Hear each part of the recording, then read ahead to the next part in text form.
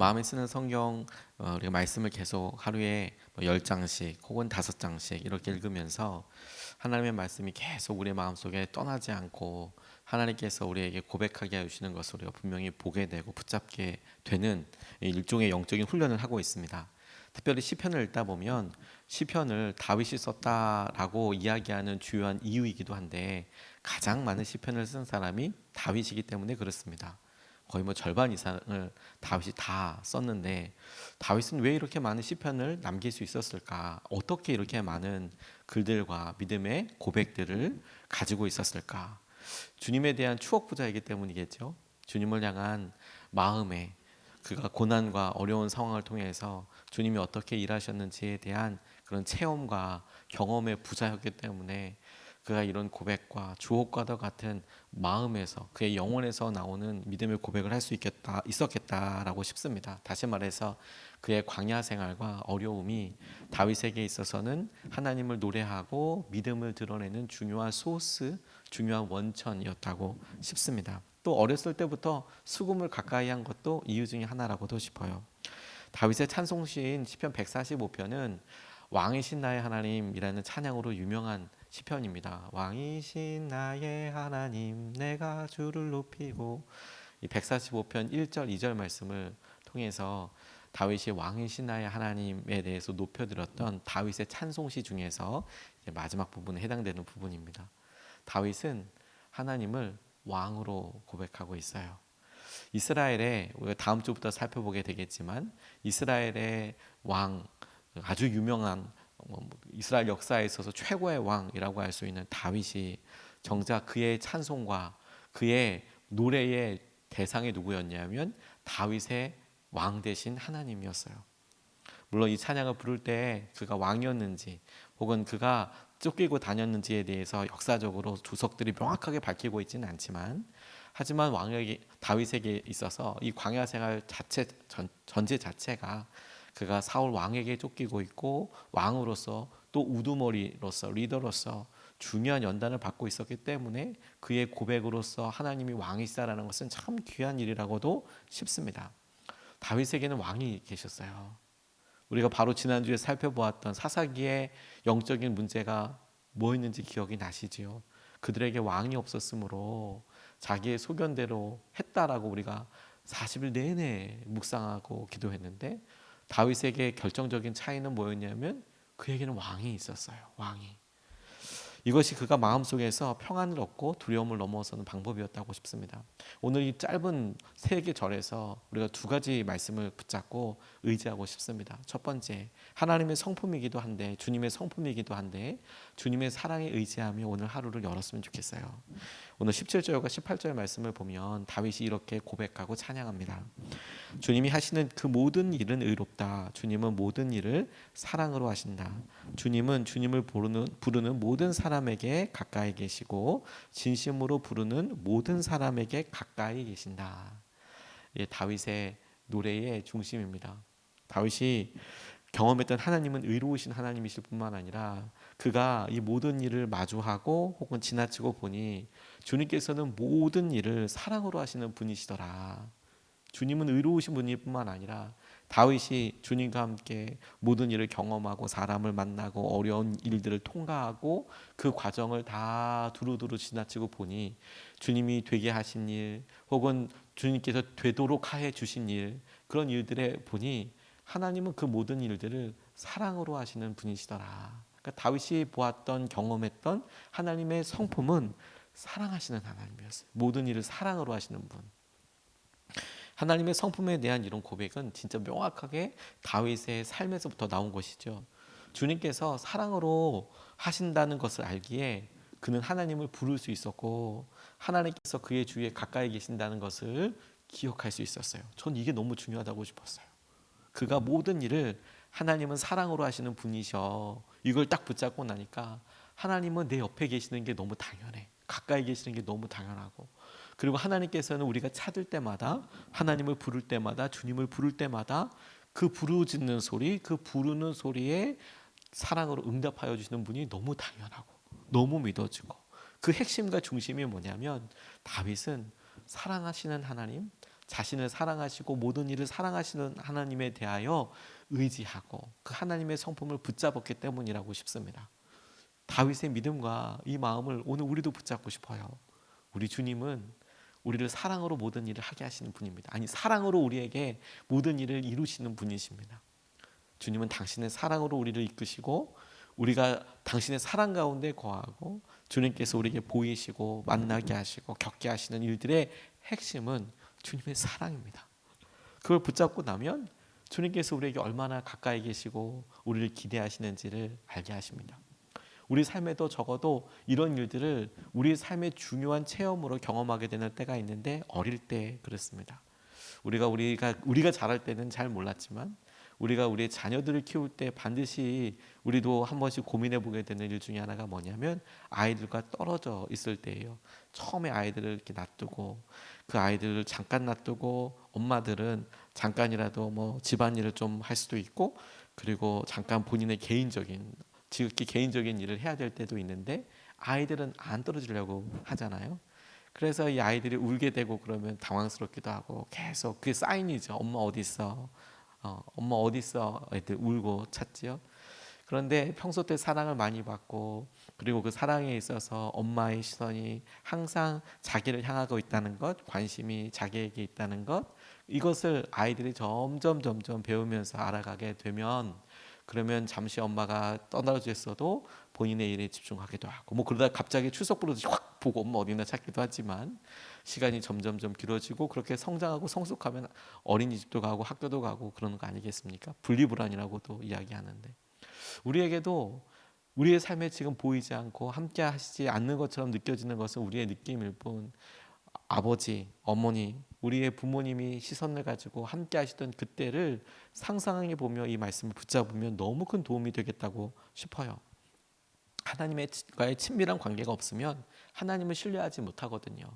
하나님의 사랑을 의지하지 못하면 하나님이 함께 하심도 신뢰하지 못하거든요. 그런데 여기에 또 중요한 또 하나님께서 이 부분을 성숙하게 하시는데 하나님께서 우리에게 이끄시고 인도하여 주시는데 중요한 훈련 과정이자 주님의 대화 방식 한 가지가 있어요. 대화와 소통 방식.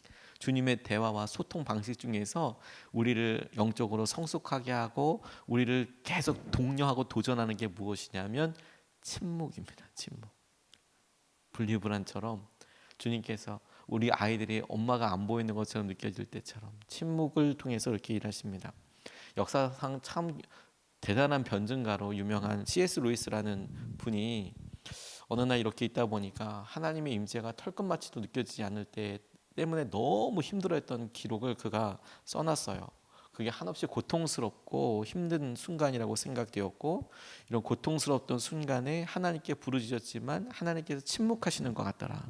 그게 너무 힘들어서 문 앞에서 문이 확 닫히고 안으로 이중 빗장이 거는 소리가 들릴 정도로 침묵이 이렇게 쫙 흘러가는 것처럼 이렇게 표현을 했더라고요. 그리고 그 침묵의 소리가 점점 두려움으로 다가오더라.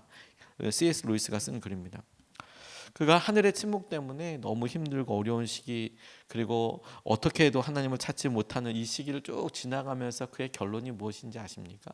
본인이 주님께서 침묵하신다라고 느끼게 된 계기가 자신의 고통과 어려움이지만 그 시기들을 본인이 사랑하는 일을 잃고 혹은 그가 그런 고난의 여러 일들에 대해서 고민하다가 정말로 깨달은 것이 무엇이냐면 나중에는 그의 고통에 대한 고백이 이 고통이야말로 하나님께서 우리를 향하여 당신께서 함께하고 계시고 당신께서 놀라운 일을 가지고 계시고 당신께서 하실 일에 대해서 우리에게 말씀하여 주시는 하나님의 확성기이구나.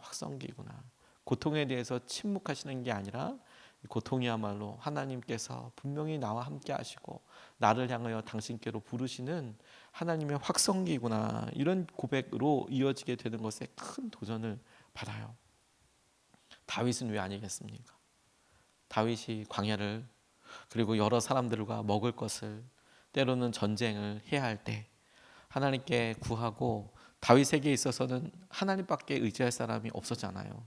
그러니 하나님을 찾고 구할 때 하나님께서 별빛으로도 혹은 사람으로도 그에게 인도해 주실 때 하나님께 그의 삶에 있어서 고통과 어둠과 어려움과 침묵에 주목하지 않고 하나님이 어떻게 일하시고 붙잡아 주시는 것을 세세히 보다 보니 하나님은 사랑으로 이 모든 일들을 다 이루고 계시는 거구나. 그가 하나님의 사랑에 주목하고 보니까 하나님께서 내가 부르짖고 내 항상 주위에 계시고 우리와 함께 하시는 분이신 것이 믿어지고 고백되어지게 됐다는 거예요. 여러분, 우리가 이 다윗의 하나님을 붙잡으면 좋겠습니다. 하나님은 모든 일을 사랑으로 하시는 사랑의 하나님이세요. 사랑의 하나님. 두 번째로 주목하고 싶은 것은 경외라는 것입니다. 주님을 경외하는 것. 주님을 경외하는 것. 19절 말씀을 보면 이렇게 증거합니다. 주님은 당신을 경외하는 사람의 소원을 이루어 주시고 그들의 부르짖는 소리를 듣고 구원해 주신다. 솔직히 저는 이 말씀을 이렇게 처음에 밑줄 쳤을 때는 사람의 소원을 이루어 주신다. 사실 밑줄 이렇게 쭉 하고 어떤 사람의 소원을 이루어 주시나 주님을 경외하는 사람의 소원을 이루어 주신다. 그들의 부르짖는 소리를 듣고 구원해 주신다. 밑줄을 안 칠 수가 없는 우리에게 참 소중하고 약속처럼 또 붙잡고 싶은 그런 말씀이더라고요. 우리의 소원과 우리의 간구를 이루어 주신다. 도대체 어떻게 하면 어떤 사람에게 주님을 경외하는 사람에게 그렇게 일하고 이렇게 응답하여 주신다. 그러면서 경외에 대해서 우리가 주목해보고 주님을 경외하는 것이란 도대체 어떻게 하는 것인가에 대해서 소원하는 마음도 또 알고 싶은 마음도 그렇게 하고 싶은 마음도 자연스럽게 일어나게 되더라고요. 소원을 해결하기 위해서 붙잡는다는 것도 조금 이상하긴 합니다. 내 소원을 이루기 위해서는 그렇게 하는 거야. 이게 조금 이상하기도 하지만 그걸 또 안다고 해서 나는 또 소원 때문에 주님을 믿는 건 아니야. 나는 복을 받기 위해서 또 주님을 믿는 건 아니기 때문에 또 애써 그렇게 하지 않아. 이게 더 이상한 거 아시죠? 나는 복을 받기 위해서 주님을 믿는 건 아니야. 근데 그렇게 또 안 보이기 위해서 또 난 그걸 또 안 해. 이것도 또 이상한 거죠. 주님께서 이 일을 통하여 다윗을 통하여 하게 하신 그 주님을 우리가 의지하고 보게 하여 주는 것이죠. 소원을 이루어 주시고 함께 하시는 것은 우리에게 믿음의 동기부여는 될 수 있지만 그 동기부여가 주님께서 우리에게 하시고 훈련시키고자 하시는 중요한 핵심을 붙잡도록 하는 것이죠. 그게 뭐냐? 주님을 경외하는 거죠. 주님을 경외하는 것.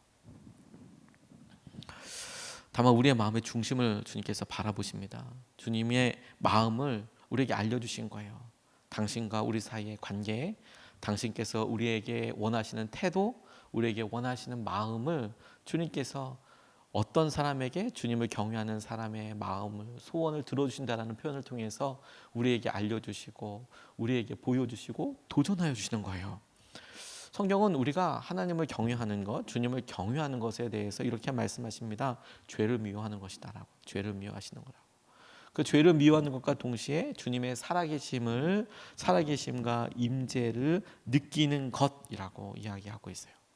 주님을 경외하는 것을 경외라는 말 자체로 보면 두려움이지만 어렵고 공경하는 마음이지만 그 두렵고 어려운 마음, 공경하는 마음을 우리가 적용해 보면 하나님이 지금 우리와 함께하고 계시는 것을 우리가 느끼고 살아계심을 느끼고 그 임재로 인하여서 우리의 삶이 통제 안에 들어가는 거예요. 영향력을 받는 거예요. 그게 주님을 경외하는 삶입니다. 그러니까 주님의 말씀이 있기 때문에 그 말씀을 지키고 함께하는 것이죠.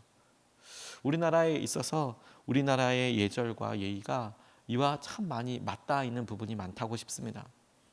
어른이 함께 하시면 당연히 그분에게 맞추죠.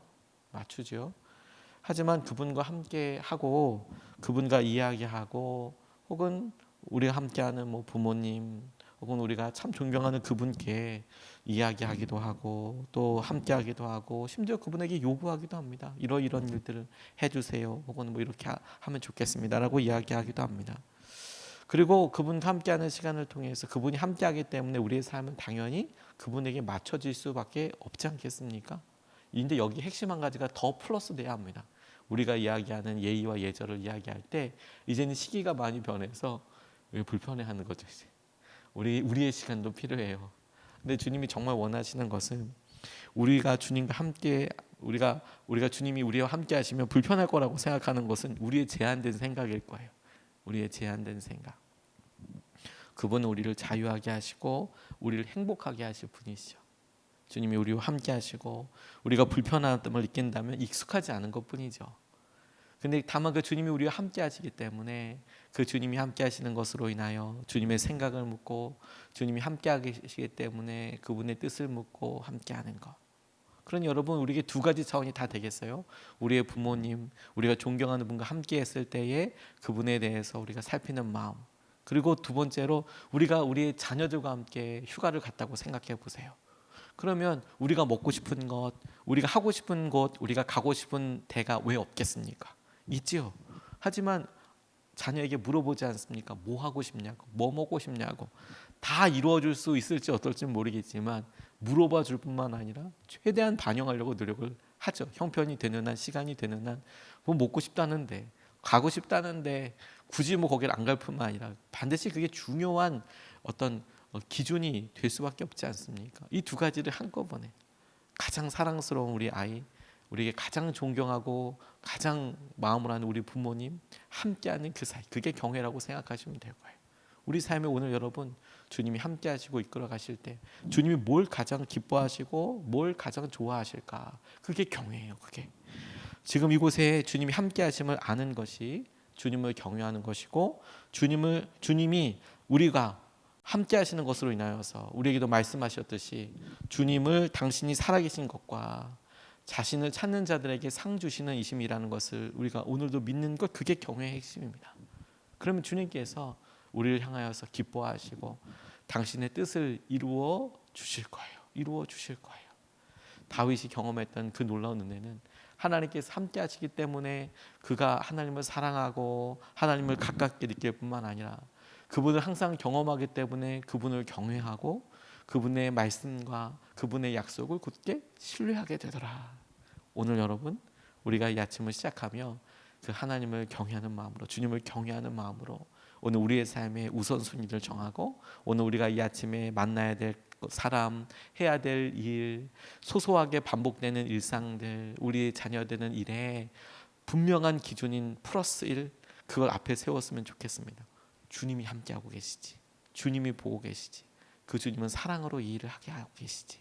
우리가 이것을 붙잡고 오늘 기도하고 싶습니다. 오늘 두 가지 말씀을 같이 나눴습니다. 첫 번째, 주님의 사랑을 의지합니다.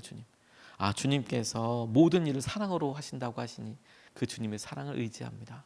두 번째, 주님을 경외합니다. 주님을 경외하는 사람의 모든 것을 이루신다고 하셨으니, 소원을 이루신다고 하셨으니 주님을 경외하면 주님이 살아계시고 함께 하시는 것을 깨닫고 의지하며 나아가게 하여 주십시오.